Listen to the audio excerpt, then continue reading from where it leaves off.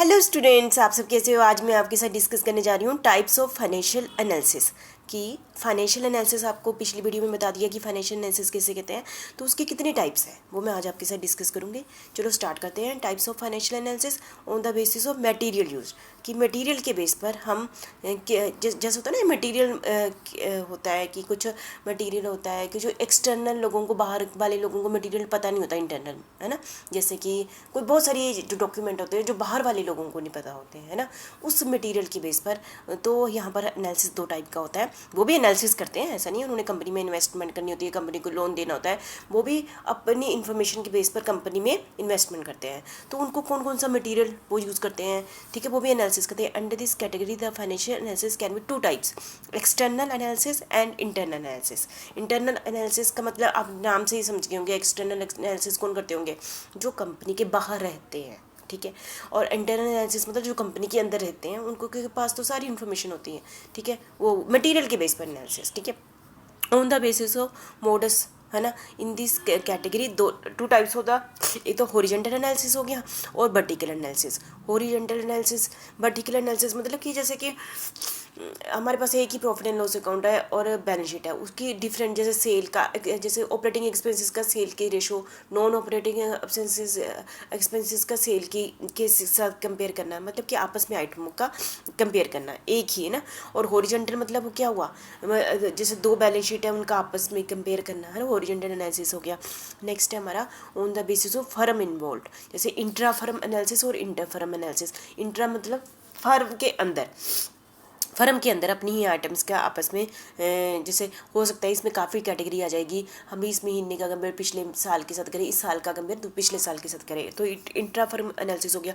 हो सकता है कि एक ही फर्म के अंदर, एक ही बैलेंस शीट के अंदर, है ना, इंट्रा मतलब अंदर, एक डिपार्टमेंट का दूसरे डिपार्टमेंट, इस टाइप से समझ लीजिए। और इंटर फर्म मतलब दो फर्म का, अब हम अपनी फर्म का कंपेयर दूसरी फर्म की जैसे करंट रेशो के साथ आपस में करते हैं, उसको हम क्या कहते हैं, इंटर फर्म एनालिसिस कहते हैं। On the basis of object, हम अपने ऑब्जेक्ट के बेस पर, जैसे short term analysis, long term analysis, है ना। शॉर्ट टर्म मतलब एनालिसिस मतलब क्या होता है, जो हम कम पीरियड में एनालिसिस करते हैं, कम पीरियड का डाटा लेकर आपस में एनालिसिस करते हैं। लॉन्ग टर्म एनालिसिस मतलब ज़्यादा पीरियड के डाटा को लेकर फिर एनालिसिस करते हैं, ठीक है। इसको हम डिटेल में करते हैं एक्सटर्नल एनालिसिस। जैसे कि एक्सटर्नल एनालिसिस क्या होता है, the outsider of the business, है ना, carry out this kind of analysis. क्योंकि एक्सटर्नल एनालिसिस कौन करता है, जो कंपनी के या बिजनेस मैन के बाहर के लोग होते हैं। बाहर के लोग कौन होते हैं, जैसे गवर्नमेंट एजेंसीज हुई, वैसे वो तो इंटरनल भी करवा सकती है ना। ये हो गए इन्वेस्टर हो गए, जो कंपनी के भी इन्वेस्टर नहीं है पर फ्यूचर में बनेंगे, कंपनी को लोन देना चाहते हैं, ठीक है, जो दिया हुआ है। क्रेडिटर हो गए, है ना, include the investor, credit agencies, government agencies and other creditor who have no access to the internal record the company, जिनके पास कंपनी का इंटरनल रिकॉर्ड नहीं होता है, ठीक है। In the recent time this analysis has gather, मतलब वो क्या करते हैं, कॉर्पोरेट गवर्नेंस, गवर्नमेंट ने ऐसे भी रूल्स बना दिए गए हैं, काफ़ी सारी इन्फॉर्मेशन जो कंपनी को अपनी पब्लिश करनी होती है, जैसे ऑडिटेड फाइनेंशियल स्टेटमेंट होगी, ऑडिटेड, जैसे कि बैलेंस शीट, ये आपने देखना है कि कंपनी के लिए कंपल्शन होता है कि वो न्यूज़पेपर में दे, ठीक है। तो इस टाइप से उनको इन्फॉर्मेशन मिल जाती है, फिर भी बहुत सारी इन्फॉर्मेशन उनके पास नहीं होती है, ठीक है। तो वो क्या करते हैं, जो बाहर वाले लोग वो एनालिसिस करते हैं एक्सटर्नल इन्फॉर्मेशन के बेस पर, ठीक है। Government regulation for more detail disclosure information by the company in their financial statement, ठीक है। तो ये आपको पता चल गया एक्सटर्नल एनालिसिस किसे कहते हैं और इंटरनल एनालिसिस क्या हुआ। इंटरनल एनालिसिस होता है जैसे कि ऐसे एम्प्लॉई, जैसे कंपनी के एग्जीक्यूटिव्स हो गए, एम्प्लॉइज़ हो गए, है ना, जिनका कंपनी के अंदर होते हैं, जिनके पास सारी इन्फॉर्मेशन होती है, कंपनी के डॉक्यूमेंट होते हैं, है ना, उन डॉक्यूमेंट के बेस पर एनालिसिस करते हैं। तो वो कौन सा एनालिसिस हो गया, इंटरनल एनालिसिस हो गया, ठीक है। इंटरनल एनालिसिस मतलब कि हो गया, analysis is done by those who access the books of the account and other information related to the business. The analysis is done depending upon the object to be achieve through this analysis, ठीक है। Internal analysis आप समझ गए होंगे। Horizontal analysis, horizontal जैसा कि नाम से ही पता चल रहा है, हॉरिजॉन्टल एनालिसिस क्या होता है कि जैसे अब हमारी कंपनी है, हमने पिछले 5 सालों का डाटा बैलेंस शीट उठा ली, पिछले 5 सालों की प्रॉफिट एंड लॉस अकाउंट उठा ली और पिछले 5 सालों की करंट असेट्स का कंपेयर कर रहे हैं, है ना, और या फिक्स असेट्स का कंपेयर कर रहे हैं, लाइबिलिटी का कंपेयर कर रहे हैं, तो वो हॉरिजॉन्टल एनालिसिस हो गया, ठीक है। हम ऐसे जैसे अमाउंट कॉलम में हर साल की डाटा डालेंगे और उनका आपस में कंपेयर करेंगे, ये क्या हो गया, हॉरिजॉन्टल एनालिसिस हो गया। हमें पता चल जाता है कि कौन सी आइटम बढ़ गई है करंट कि पिछले के साल के कंपेयर में, ये हो गया horizontal analysis. Under this financial statement of a number of year are reviewed and analyzed. Number of the year are reviewed and analyzed. The current year figure are compared with the standard or base year. current year की figure को हम पिछले किसी साल को base मानकर उसके साथ क्या कर लेते हैं, कंपेयर कर लेते हैं। तो इसको हम क्या कहते हैं, हॉरिजॉन्टल एनालिसिस कहते हैं।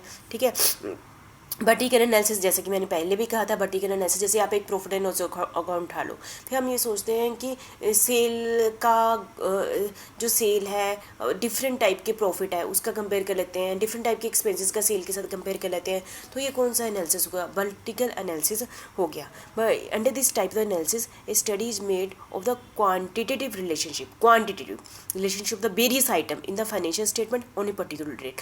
मतलब कि इसमें हम जो हमारे पास पड़ी हुई है बैलेंस शीट या फिर प्रॉफिट एंड लॉस, उसके डिफरेंट जो आइटम्स हैं उनके बीच में कम्बिनेशन बना के फिर हम इंफॉर्मेशन निकालते हैं। फॉर एग्जांपल रेशो ना of the different item the cost for a particular period may be calculated with the sale for that period. these type of the financial analysis are useful in compare the performance of several companies in the same group और division और department in the same company. ठीक है, वह अपने ही item का दूसरी item के साथ लिंक बना कर उसका एनालिसिस करने को हम क्या कहते हैं, वर्टिकल एनालिसिस कहते हैं। जैसे हम इसको सारा जो हम रेशो करेंगे ना, रेशो मैक्सिमम वर्टिकल एनालिसिस ही है।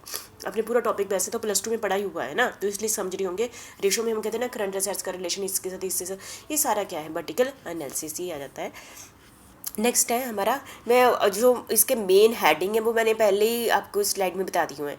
अब मैं उन्हीं को ऐसे नहीं बता रही हूँ ये इसका हेडिंग है, इसका हेडिंग है, वहीं से टॉपिक उठाकर आपके साथ डिस्कस कर रही हूँ। इंट्रा फर्म एनालिसिस को हम टाइम सीरीज एनालिसिस भी कहते हैं। टाइम सीरीज क्योंकि टाइम क्यों, इंट्रा मतलब क्या होगा, फर्म के अंदर एनालिसिस करना। इंट्रा का मतलब हुआ फर्म के अंदर, फर्म किसके साथ कंपेयर करेगी, एनालिसिस मतलब करना कि हम यही कहते हैं ना, पिछले साल के कंपेयर में पिछले 5 साल के कंपेयर करते हैं ना, मतलब एक टाइम का दूसरे टाइम के साथ कंपेयर करते हैं, इसलिए इसको हम कहते हैं टाइम सीरीज एनालिसिस कहा जाता है। ठीक है, आपने स्टैट में पढ़ा हुआ टाइम सीरीज एनालिसिस में टाइम के साथ कंपेयर ही करें ना। इंट्रा मतलब फर्म के अंदर, फर्म अपने ही बैलेंस शीट का एक साल की दूसरे साल के साथ कंपेयर करते हैं, प्रॉफिट एंड लॉस को दूसरे साल करते हैं, तभी हम कहते हैं intra firm analysis. Time series analysis का दूसरा नाम। It involve comparison of financial statement of same firm over a period of time, मतलब इस साल की बैलेंस शीट का इस साल की प्रॉफिट एंड लॉस का कंपेयर करते हैं पिछले साल की या उससे भी पिछले साल की, तो इसको कहते हैं intra firm analysis and time series. Next है हमारा inter firm analysis and cross sectional. Cross मतलब हो गया बाहर चले गए ना हम, इंटर मतलब अपनी फर्म का कंपेयर दूसरी फर्म के साथ करना। हमने सोचा कि हमारी फर्म की करंट रेशो ये है, दूसरे फर्म की करंट रेशो है, उसका कंपेयर करना कि हम आगे चल रहे हैं, हमारी प्रॉफिट ऑन इन्वेस्टमेंट इतनी है, इनके प्रॉफिट ऑन इन्वेस्टमेंट इतनी है ना। तो हम ऐसे कंपेयर करते हैं कि मैं प्रोग्रेस कर रहा हूँ नहीं कर रहा हूँ, तो 2 फर्मों के बीच में एनालिसिस। ठीक है, it involve comparison of financial statement of 1 firm with other firm. Inter मतलब 2 फर्म के बीच, इसलिए क्रॉस हो गया ना, तो क्रॉस सेक्शन भी कहा जाता है इसको। ठीक है, नेक्स्ट है short term analysis. Short term analysis में ज़्यादा लिक्विडिटी पोजीशन। देखो कंपनी का मेन मकसद जो एनालिसिस का मकसद क्या होता है, लिक्विडिटी क्या होती है आपको पता है कि लिक्विडिटी का मतलब क्या होता है कि कंपनी को जब भी पैसे की ज़रूरत है, क्या उस समय पैसा अरेंज हो जाएगा। लिक्विडिटी का मतलब ये होता है ना, जैसे कि आप सभी को पता है जो हमारा कैश है वो लिक्विड है ना। अब आपके पास प्रॉपर्टी पड़ी हुई है, प्रॉपर्टी को बेचने को टाइम लगता है, ठीक है, वो थोड़ा कम लिक्विड है। यदि आपके पास आज के टाइम में तो एफडी भी क्या है, लिक्विड है, क्योंकि एफडी को कभी भी आप क्या कैश में कन्वर्ट कर दो। ठीक है, इसका एनालिसिस करना कि यदि कंपनी के शॉर्ट टर्म लोन एकदम से पेमेंट करनी है तो कर सकती है क्या, तो इस टाइप से शॉर्ट टर्म एनालिसिस करना measure the liquidity position of A company. Short term analysis का मतलब है liquidity position of A company. The short term paying कि कंपनी शॉर्ट टर्म के कोई भी क्रेडिटर को पेमेंट टाइम पर कर सकती है, paying capacity of A firm and the firm ability to meet its current obligation, जैसे बेजिस देना, करंट ऑब्लिगेशन को पूरा कर सकती है। इस टाइप का एनालिसिस तो क्या कंपनी के पास इतना पैसा है कि करंट जो जितने भी करंट एक्सपेंसेस होते हैं उनकी पेमेंट कर पाए। ठीक है, तो इसको हम क्या कहते हैं, शॉर्ट टर्म एनालिसिस कहते हैं। नेक्स्ट है हमारा लॉन्ग टर्म एनालिसिस। नाम से ही पता चलता है कि जैसे क्या कंपनी लॉन्ग टर्म में, जैसे डिवेंचर होल्डर है, टाइम पर उनकी पेमेंट कर पाएगी कि नहीं, क्योंकि लोन लिया हुआ है ना, तो उसकी सोलवेंसी का पता करना। ठीक है, फिर देख लेते हैं जैसे वो शॉर्ट टर्म था ना, ये लॉन्ग टर्म हो गया।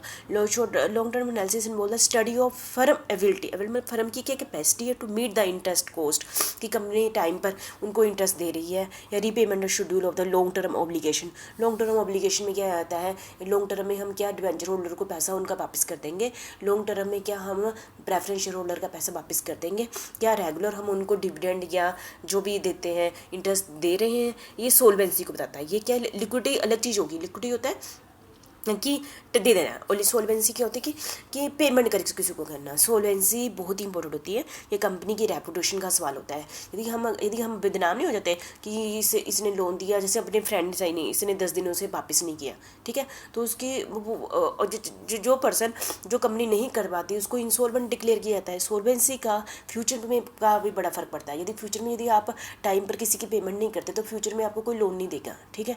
तो solvency, short term solvency, long term solvency बहुत ही इंपॉर्टेंट टॉपिक है। Stability, profitability are measured under this type of the analysis. इसमें ये इस टाइप के लॉन्ग टर्म एनालिसिस में उसकी सोल्वेंसी देखी जाती है, प्रॉफिटेबिलिटी देखी जाती है, ठीक है। ये सारे मैंने आपके साथ डिस्कस किए टाइप्स ऑफ फाइनेंशियल एनालिसिस। इसको कर लेना बहुत ही सिंपल है, एक बार सुन लो तो हो जाएंगे, ठीक है। Thank you.